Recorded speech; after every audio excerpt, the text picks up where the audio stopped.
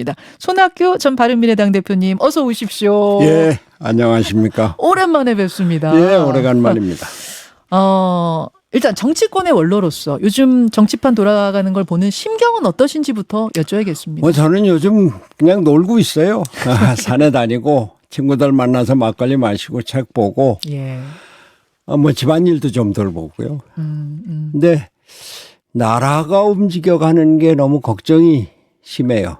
예. 정치에 대해서는 우리 국민 모두 다 실망을 하고 있지만 미국 트럼프 대통령이 취임을 하면서 세계를 뒤흔들고 있잖아요. 맞습니다. 소위 그 미치광이 전략, 매드맨 스트래티지라고 워낙 예. 닉슨이 썼던 건데, 그래갖고선 이 그린란드를 사겠다, 캐나다를 51번째 주로 편입하겠다. 예. 근데 그게 유럽이나 이런 데 그치지 않고 우리나라에도 통상 압력으로 지금 관세 정쟁이 아주 심각하지 엄청납니다. 않습니까? 예. 또 북한에 대해서 핵 보유국이라고 뉴클리어 파워다, 예.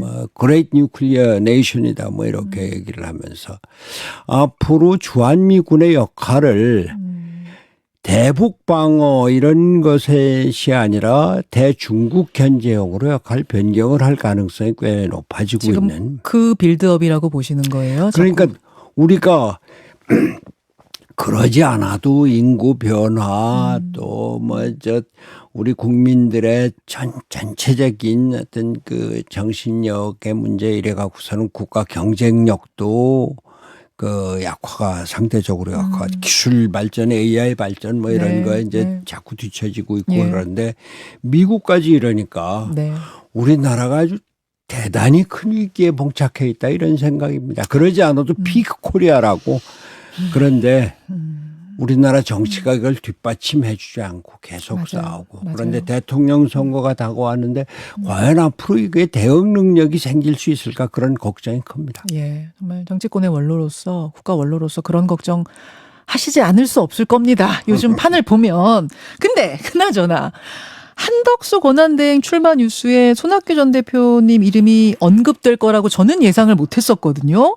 어떻게 이제 기사에 나왔냐면 21대 대통령 후보 국민추대위에 이렇게 쓰는 것도 있고 한덕수 대통령 후보 국민추대위에 이렇게 쓰는 것도 있던데 제가 정확한 이름 모르겠어요. 여하튼 그 국민추대위에 손학규, 고건, 김만복 이런 분들이 참여하기로 했다라는 보도였습니다. 사실관계부터 좀 여쭐게요. 어떻습니까? 그 보도는 글쎄 모르겠습니다. 고건 총리나 김만복 전 국정원장 잘 모르겠고 저하고는 사실이 직접 관계가 없어요.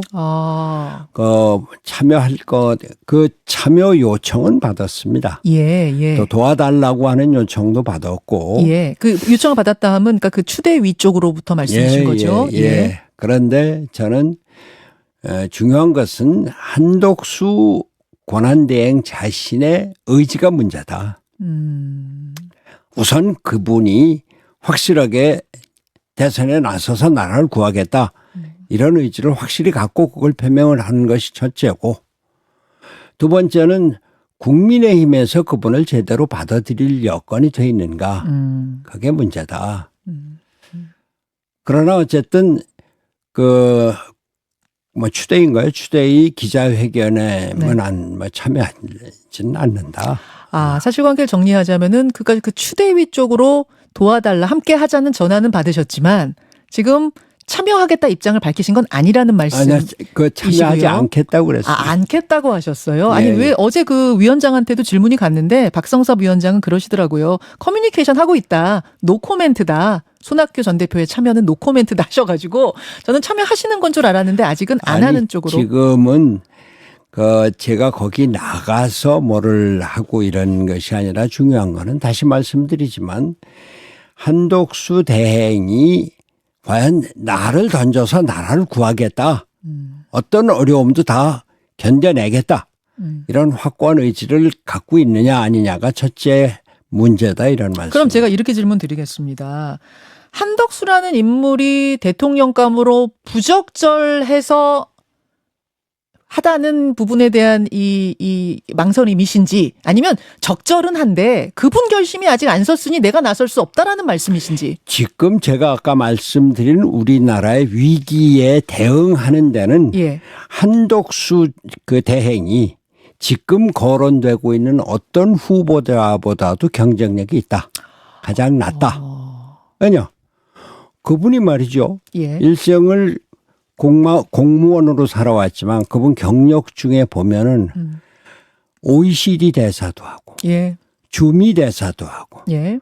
또 경제부총리 그리고 국무총리 이런 걸 통해서 미국의 정말 전 세계에 대한 도전이죠. 트럼프의.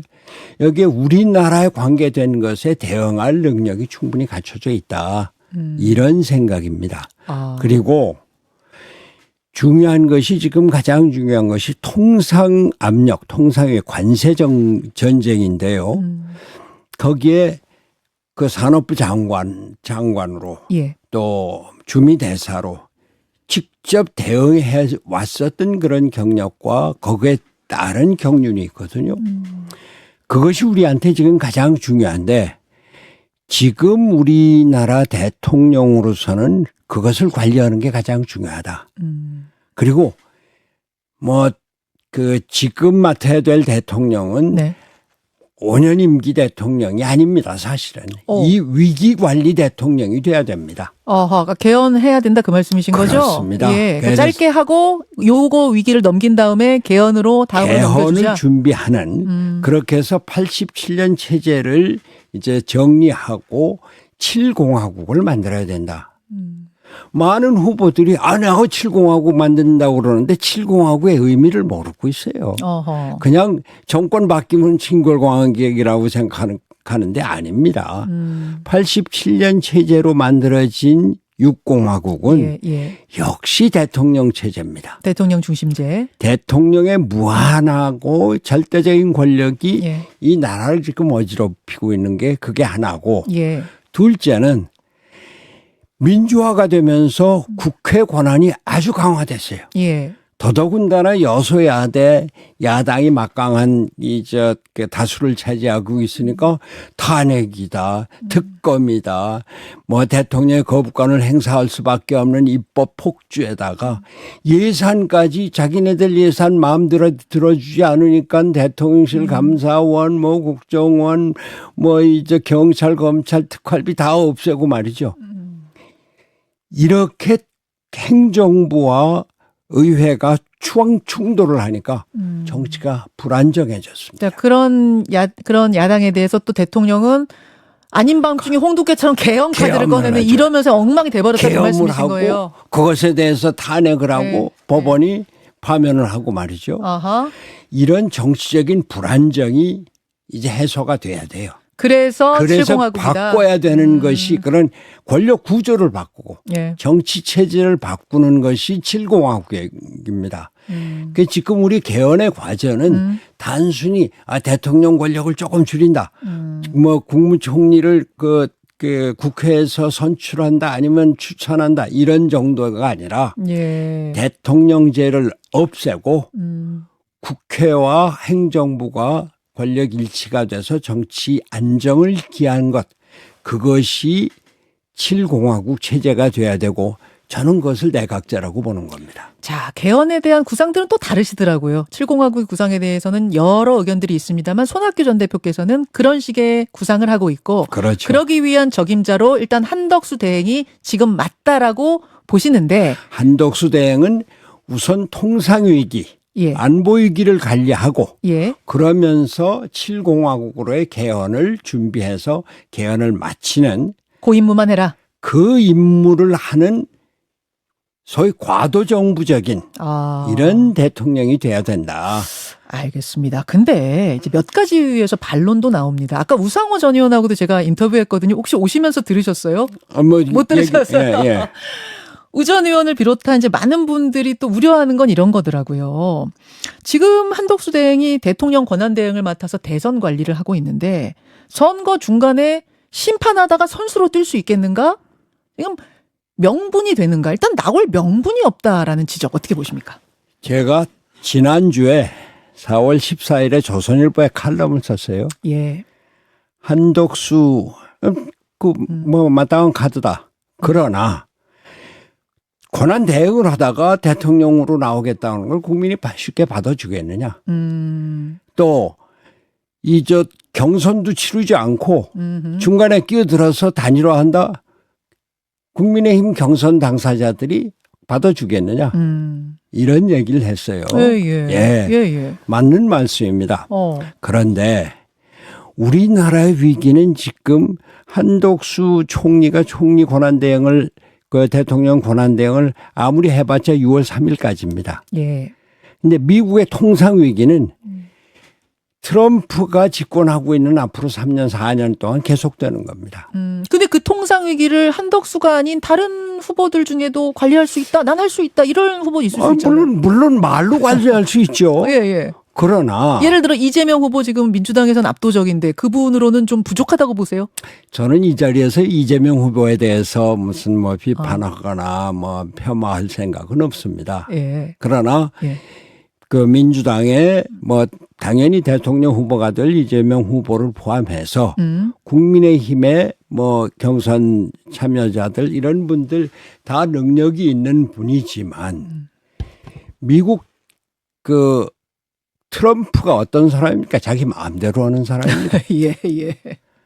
그런데 예. 이거에는 여기에 대응하기에는 외교적인 능력, 통상 업무에 관한 능력 이런 것들을 갖고 있어야 되고 경험을 말씀하시는 그런 거죠? 면에서 한덕수 총리가 가장 지금과 같은 위기 상황에서 위기에 대응할 수 있는 관리 능력을 갖고 있다. 그 정도 명분이면 명분은 충분하다고 보신다는 말씀. 저는 그렇게 봅니다. 그렇게 보세요. 예. 민주당에서는 지금 미국과의 관세 협상을 자신의 대권을 위해 이용하려고 하는 거 아니냐. 제2의 이완용 아니냐라는 이런 발언까지 어제 알죠. 나왔어요. 우리가 말이죠.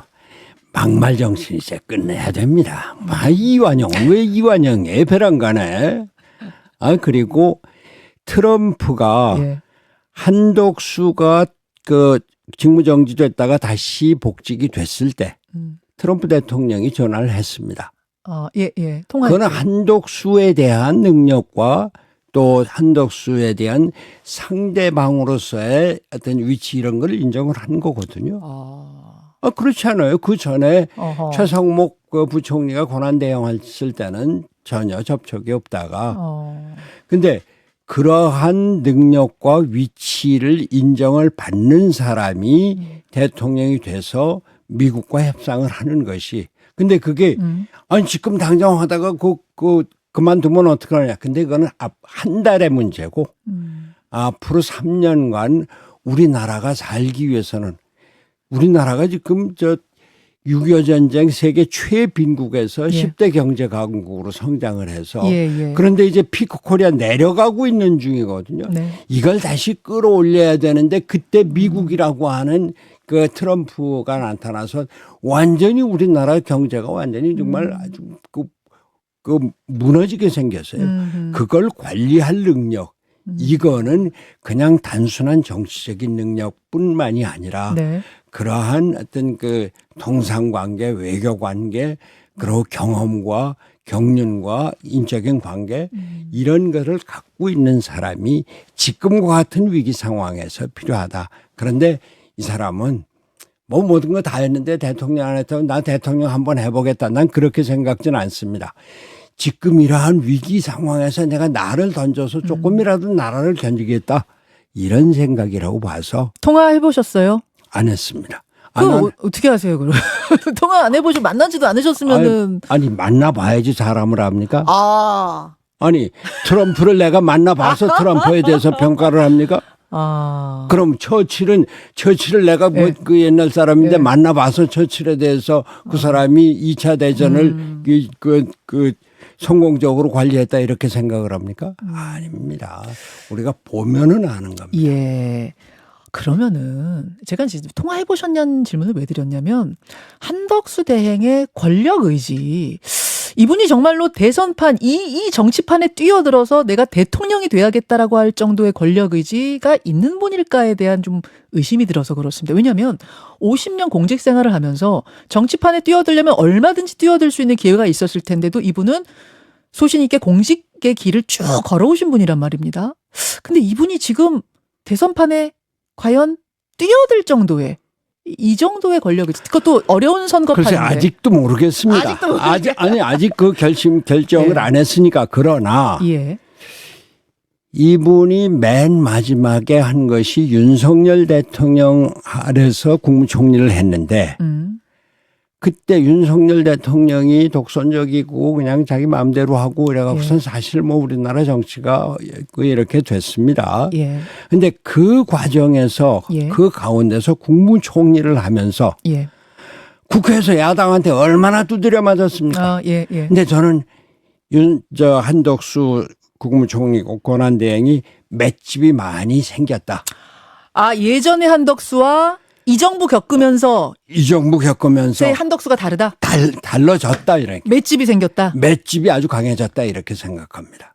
그래서 이 사람은 뭐 대통령 예, 예. 한다는 생각은 아예 생각지도 않았는데 예, 예. 계엄으로 사태가 이렇게 진행이 됐고 그 대통령이 파면되고 그 미국으로부터 위기 네. 그리고 국내적인 그 경제 위기 야 이건 나라도 나서야 되지 않겠느냐 이런 생각 때문에 내가 나서야 되는 건가 아하. 아니면 아이고 이거 그 대통령으로 나서면은 그 우선 선거 과정에서 온갖 수모를 다 그렇죠. 겪어야 될 텐데 이걸 그렇죠. 겪어야 되나 그 고민을 하고 있다고 봅니다. 혹시 반기문 시즌 2처럼 되지 않겠느냐. 반기문 총장님도 나오셔가지고 정치 안 해보던 분이 고생 많이 하다가 아니 제가 그 지난주에 쓴 칼럼에 네. 조선일보 칼럼에 쓴 게 혹시 그 고건 총리나 예. 반기문 총장처럼 예.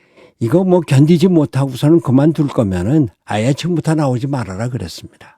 근데 그 맷집이 반기문 총장보다 훨씬 더 생겼을 거라고. 반기문 총장은 맷집이 없었죠. 고건 총리도 정치를 안 해본 사람이고. 맞아. 그런데 한덕수 총리는 예. 윤석열 대통령과 이재명과의 싸움에서 이재명 대표와의 싸움에서 그 한가운데 국무총리에서 그 윤석열 정부와 또 그 야당의 횡포에 저항해서 싸우면서 맷집이 커졌다 이런 말씀. 아, 윤석열, 이재명 두 사람들 사이에서 양쪽에서 다 맞으면서 컸다? 그렇죠. 그렇게 보시는 예, 거예요. 예, 예. 나올 가능성을 그럼 개인적으로 몇 % 정도 보고 계세요? 글쎄요. 그런데 뭐 저는 그럼에도 불구하고 네. 이분이 오랜 그 공무원 생활을 하면서 과연 이 대통령을 내가 나가야 될 것인가에 대한 결심을 아직은 못했다고 보는데 그래도 뭐 7, 80%는 일단 왔다. 7, 80%는 왔다. 왔다. 이렇게 생각을 합니다. 그렇게 하면 도우실 거고요, 그때는. 이분이 나서서 내가 나를 버리겠다. 그리고 그게 내 권력이 아니라 이 우리나라 정치체제 권력 구조를 바꾸는 데도 내가 역할을 하겠다. 우선은 통상관리, 외교관리부터 하겠다. 네. 그러한 과도정부로서 그 총선이 2028년이거든요. 예. 그때까지 3년만 하겠다. 그 약속까지 하면 돕는다. 3년 과도정부로 네. 개헌을 하겠다. 그러면 저뿐만이 아니라 그 많은 사람들이 도울 자세가 돼 있고 조금 아까 들어오면서 여기 직원도 한덕수 나왔으면 좋겠어요. 그랬더니 아니 뭐 나오면 이게 대통령 선거인데 좀 재미가 있지 않겠어요? 이런 얘기를 하더라고요. 또 어떤 분도 그런 얘기 하셨어요? 어떤 분이? 나와야 재미있다는 얘기도 예, 듣고 하니 나와라 그 말씀이신데. 그렇죠. 알겠습니다. 어떤 의미로 지금 한덕수 대행의 출마를 원하는 분들이 생각을 가지고 계신지는 알겠어요. 그런데 이제 쉽지 않은 선거고 게다가 윤석열 전 대통령이 지금 뭐 윤어게인 신당 하는 사람들과 사진 찍고 이러면서 본인의 영향력을 계속 발휘하고 있거든요. 이게 상당히 보수층, 뭐 국민의힘에 굉장히 안 좋은 영향 주고 있지는 않습니까? 그럼 윤 전 대통령 행보는 어떻게? 윤석열 대통령은 뭐 본인은 정말 한이 많을 거고 분노도 심할 겁니다. 뭐 내가 하려고 했는데 이재명과 야당 때문에 그냥 무슨 탄핵이다, 특검이다, 뭐 이제 입법이다 이래갖고 거부권 행사하고 뭐 못하지. 그러니까 이거 국가 비상 사건이다, 그 사태다. 그래서 계엄을 선포하고. 계엄에 대해서 반대하시죠? 물론이죠. 예. 우리나라가 어떤 나라인데 지금 와서 예. 계엄입니까? 예. 그런데 예. 윤석열 대통령은 나는 대통령으로서의 권한을 행사했다 이럴 거 아닙니까? 그런 한과 분노가 있지만 그러나 나라를 생각을 해야 됩니다. 대통령을 한 분은. 그래서 그렇죠. 뭐 윤어게인을 얘기하는 사람이 있지만 그래서는 안 된다. 그러니까 은인자중 재중자애야 하는 것이 대통령 전직 대통령으로서의 예. 역할과 위치다 이렇게 생각합니다. 알겠습니다. 지금 한 얘기하셨는데 사실 국민의 한은 더 커요. 국민들이 느끼는 한은. 물론이죠. 예, 예. 아니 웬 갑자기 밤중에 군인이 국회를 들어가고 그럼요. 예. 이걸 생각해서라도 탄핵당한 대통령이 더 이상 그러나 이렇게 이제 그러나 예. 대통령으로서는 이런 비상대권을 선포하지 않을 수 없는 상황. 그 국회와 행정부의 충돌, 야당의 횡포 이런 것도 우리 국민들이 같이 생각을 해야지 앞으로 정치 체제에 대한 미래 구상이 잡힌다 이런 말씀입니다. 여기까지 오늘 말씀 듣도록 하겠습니다. 손학규 전 바른미래당 대표, 손 전 대표님 고맙습니다. 감사합니다.